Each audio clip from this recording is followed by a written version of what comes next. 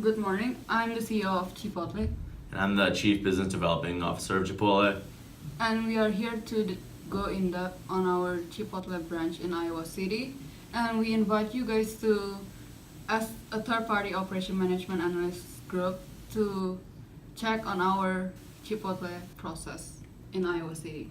More specifically, if you guys could get us data on our lead time, flow rate, processing times, capacity, and bottleneck. 2 hours later. Good afternoon, CEO and CBDO. My team and myself did some analytics work at the Iowa City branch Chipotle, and here's what we found.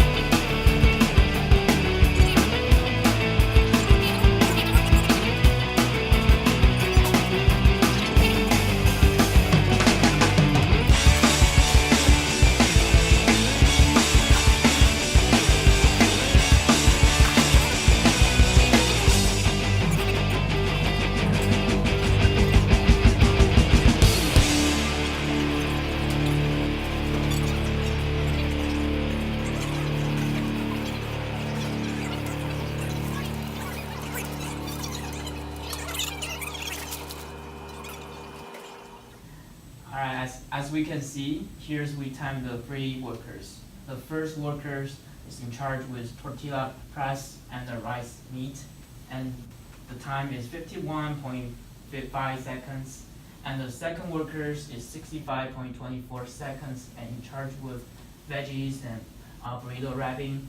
And the last worker is 46.96 and is in charge with bringing up customers. So the bottleneck is the lowest capacity in the process, so it's gonna be worker 2. Okay, so you said that that the worker 2 was the bottleneck. Do you have any suggestions that you could add to how we would maximize that capacity? So our suggestion is to add another workers at station 2. So our new capacity is gonna be 1.84 burrito per minute.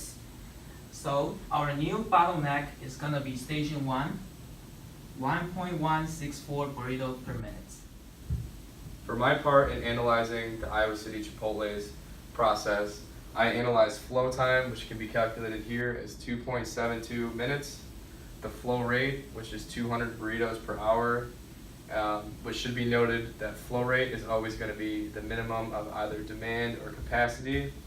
And here we see that capacity is 200 burritos an hour with a demand of 220 burritos an hour.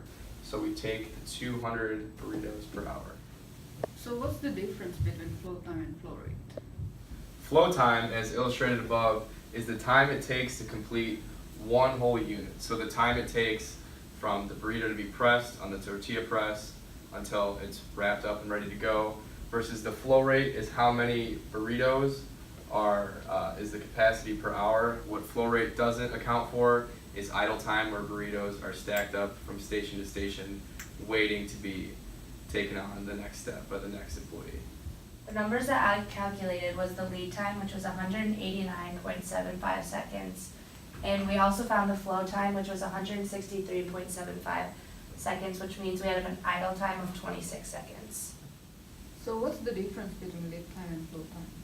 The lead time is the time from when the customer actually orders the burrito to when they physically receive the burrito.